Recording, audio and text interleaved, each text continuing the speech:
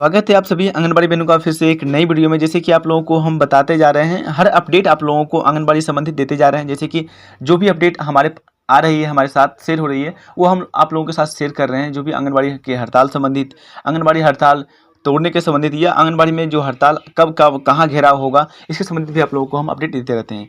तो आज के न्यूज़ में हम लोग देखने वाले हैं कि 8 नवंबर विधानसभा का घेराव करेंगे आंगनबाड़ी सेविकाएं का एक गठित यहाँ पर बैठक हुआ है। जिसमें देखिए, पहले आपको बता दें उपस्थित में कौन कौन थी।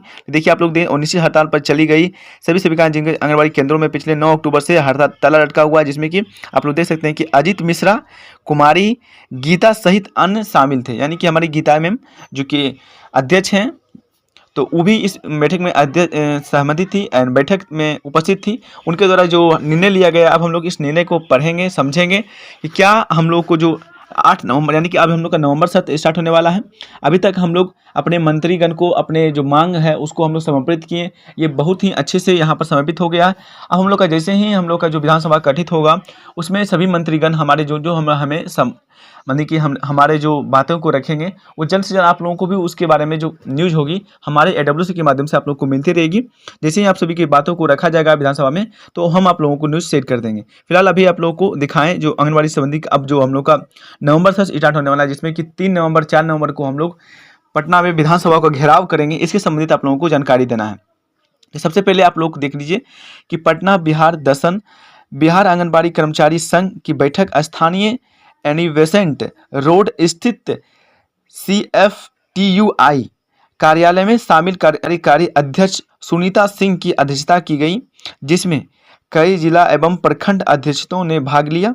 5 सूत्री मांगों को लेकर 9 अक्टूबर से चल रहे अनिश्चित हड़ताल की समीक्षा की गई तथा मांगे पूरी होने तक इसे जारी रखने की निर्णय लिया गया।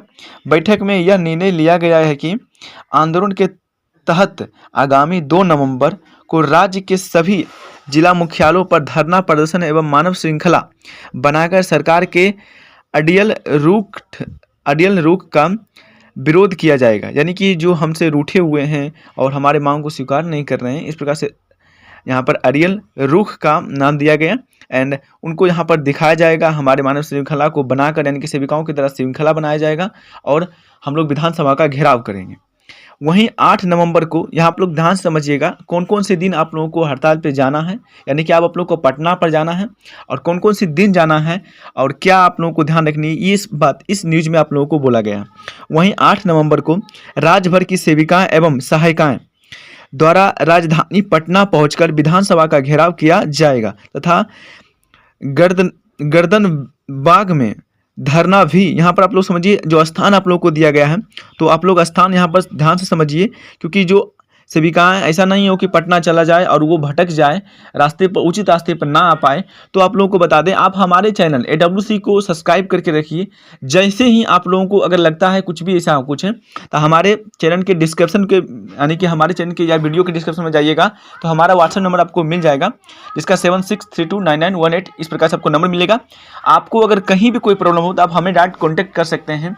हम आपको अगर जो मतलब कि कोई भटक जाए सेविकाएं, तो हम उनको उचित मार्ग देने का कोशिश करेंगे और उनको उनके संगठन से मिलाने का कोशिश करेंगे। क्योंकि सेविकाएं ऐसा ना हो कि अगर मतलब कि बिछड़ जाएं कोई सेविकाएं और अलग अलग राह पर भटक जाएं, इस प्रकार से ना होना चाहिए। क्योंकि सेविकाओं का लड़ाई है, तो आप लोग एकता से लड़ें और एकता के साथ सहयोगिता बनाएं। अभी क्या हुआ है कि कुछ संघ क्या हुए हैं, आपस में ही लड़ना स्टार्ट कर चुके हैं।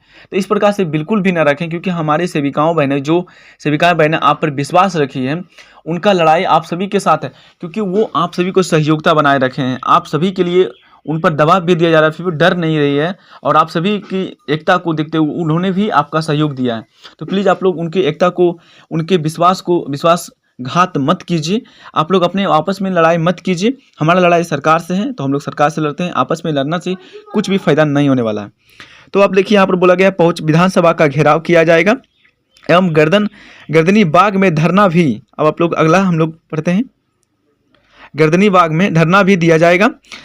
कि बताते चलें कि संयुक्त संघर्ष मोर्चा के आह्वान पर सरकारी कर्मचारी या कर्मी समायोजन होने तक सेविकाओं को 25,000, सहायिकाओं को 15,000 रुपये मानदेय देने के सुप्रीम कोर्ट के आदेश के आलोक में बिहार में भी ग्रेच्युटी का भुगतान करने, अतिरिक्त प्रोत्साहन राशि 10,000 करने योग्य सेविका को बहाली की बोनस अंक देने एवं प्रावधान कराने सहित अन्य मांगों को लेकर राज्य की कर्मचारी सेविका सहायिकाएं अनिश्चित हड़ताल पर चली गई है, जिससे आंगनबाड़ी केंद्रों पर ताला लटका हुआ 9 अक्टूबर से ही यहाँ पर आंगनबाड़ी ताला लटक गया है।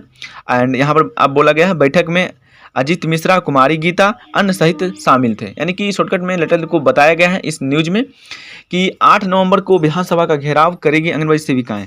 तो ये आप लोग ध्यान रखिए। अब आप लोग को जिस दिन आप लोगों को बोला जा रहा है तो सभी सेविकाएं, ना कि ऐसा हो कि एक हम अपने कोई अपना पर्व मनाए और कोई वहाँ पर जाके आप सभी के लिए लड़ाई करे, ऐसा नहीं होना चाहिए। सभी का एकता, सभी की लड़ाई होगा, क्योंकि इसमें अगर फायदा होगा तो सभी को होगा, ना होगा तो किसी को नहीं होगा। अब मानदेय कटेगा सभी कटेगा, और अगर कुछ बढ़ेगा तो सभी के लिए बढ़ेगा। तो सभी का यहाँ पर समान योगदान होना चाहिए। जो सेविकाएं बहनें कर रही है, जो आपके संघ कह रही है, उस पर आप लोग विश्वास रखें और आप लोग युद्ध को आरंभ रखें। ऐसा नहीं कि अब आप लोग आंख मूंद कर अपने संघ पर विश्वास रखें।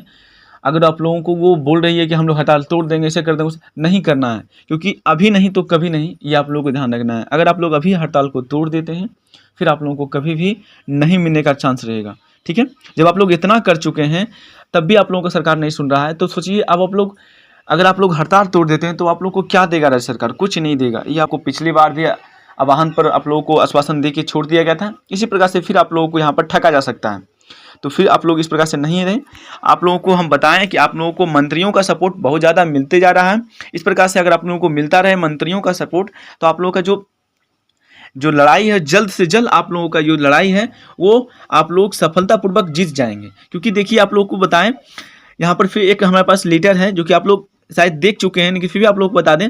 यहाँ पर देखिए बिहार विधानसभा, ये पर आप बता दें, ये अल्पसूची प्रश्न पत्र है। ये यानी कि एक तरह का प्रश्न है जो कि अल्पसूची के माध्यम से यहाँ पर सभी के साथ विकसित किया गया है आपके मंत्री महोदय के द्वारा। ये अल्पसूची है, इसमें पूछा जा रहा है बिहार राज्य की सेविकाओं के द्वारा कि क्या आप बिहार राज्य सेविकाओं को इतना कार्य देते हैं और अन्य राज्य की तुलना में आप लोग कितना कम वेतन देते हैं। देखिए इसमें बोला गया है, क्या मंत्री समाज कल्याण यानी कि ICD समाज से पूछा जा रहा है, विभाग यह बतलाने की कृपा करेंगे कि क्या यह बात सही है कि देश के अन्य राज्यों आंगनबाड़ी सेविका का मानदेय, यानी कि जैसे कि झारखंड हो गया, झारखंड में भी 9500 रुपया सेविकाओं को दिया जा रहा है, उत्तर प्रदेश में 8500 रुपया दिया जा रहा है, मध्य प्रदेश में 11,000 दिया जा रहा है, छत्तीसगढ़ में 9,000 रुपया दिया जा रहा है, जबकि बिहार में मानदेय सिर्फ 5950 रुपया दिया जा रहा है, जिसके कारण प्रदेश की आंगनबाड़ी सेविका अनुदान करना ही है, क्योंकि किसी भी राज्य में इतना कम नहीं दिया जा रहा। बस एक राज्य है जम्मू कश्मीर, जो कि वो हमेशा युद्ध से प्रभावित रहता है, इसलिए वो ज़्यादा विकसित राज्य नहीं है और ज़्यादा कार्य भी राज्य नहीं है, वो इसलिए उसमें दिया जाए। लेकिन बिहार राज्य हम लोग की तुलना में बहुत सारा कार्य करता है, तो इस प्रकार से इनको इतना कम वेतन ना ही मिलना चाहिए, क्योंकि इनको कम से कम तो आप लोग, अगर आप लोग अभी तक इनको कुछ मांग पूरा नहीं करते तो कम से कम इनको 10 से 12,000 देने का कोशिश करें। हाँ, तो क्या सरकार अन्य राज्यों की भांति बिहार के आंगनबाड़ी सेविकाओं को मानदेय बढ़ाने का विचार रखती है या नहीं? क्यों? यहाँ पर प्रश्न पूछा जा रहा है। इसमें कुछ ऐसा नहीं है कि आप लोगों को आदेश है या जरूरी संदेश है, ये एक अल्पसूची है। इसमें प्रश्न सिर्फ पूछा जाता है सरकार से, मतलब जिस प्रकार से आप लोग विधानसभा में पूछा जाता है मंत्रियों के द्वारा, जो हमारे माननीय मंत्री होते हैं उनके द्वारा जो विधानसभा में पूछा जाता है प्रश्न, उसी प्रकार से ये आप लोगों को अल्पसूची है। इसी प्रकार से विधानसभा में पूछा जाएगा प्रश्न, क्यों दिया जा रहा है इतना कम, क्यों, इस प्रकार से बोला जा रहा है। तो इसी प्रकार से हम लोग के साथ न्यूज़ था। हम लोग का नेक्स्ट वीडियो है वो जो THR के संबंधित है, जरूरी संदेश है, तो आप लोग नेक्स्ट वीडियो हम लोग का जरूर देखिएगा। अगर आप लोग हमारे चैनल AWC को सब्सक्राइब अभी तक नहीं किए हैं तो पहले आप लोग हमारे चैनल को सब्सक्राइब कर लीजिए और वीडियो को ज़्यादा से ज़्यादा लाइक कीजिए, सभी बहनों के साथ शेयर कीजिए, क्योंकि हम आप सभी के उम्र में भले ही छोटे हैं लेकिन हम आप सभी के लिए ज़रूरी संदेश लाते हैं, ताकि सेविकाएँ भटके नहीं। अलग जैसे कि बहुत सारे यूट्यूबर बन चुके हैं, लेकिन गलत न्यूज़ आप लोगों से फैलाए जा रहे हैं कि इतना बढ़ गया, ऐसे हो गया, वैसे हो गया। आप हमारे थंबनेल को देखकर बिल्कुल भी घबराए नहीं। थंबनेल हम लोग का एट्रैक्टिव हो सकता है, बट हम लोग अगर आप लोग न्यूज़ हमारा पढ़िएगा, उसमें हम आप सभी के हित के लिए और बेहतरीन जो खबर होता है उसी को हम लोग प्रकाशित करते हैं। कोई भी फेक और गलत न्यूज़ हम लोग नहीं देते हैं। हमारे पास भी बहुत सारे फेक न्यूज़ आते हैं, बट हम लोग आप सभी के साथ वैसे ही न्यूज़ शेयर करते हैं जो कि सच्चाई है, सच है। ठीक है, तो प्लीज़ आप लोग AWC को आप लोग सब्सक्राइब कर लीजिए, अगर आप लोग पहली बार हमारे चैनल पर विजिट किए होंगे तो। मिलते हैं फिर एक नई वीडियो में, तब तक के लिए जय हिंद, जय भारत।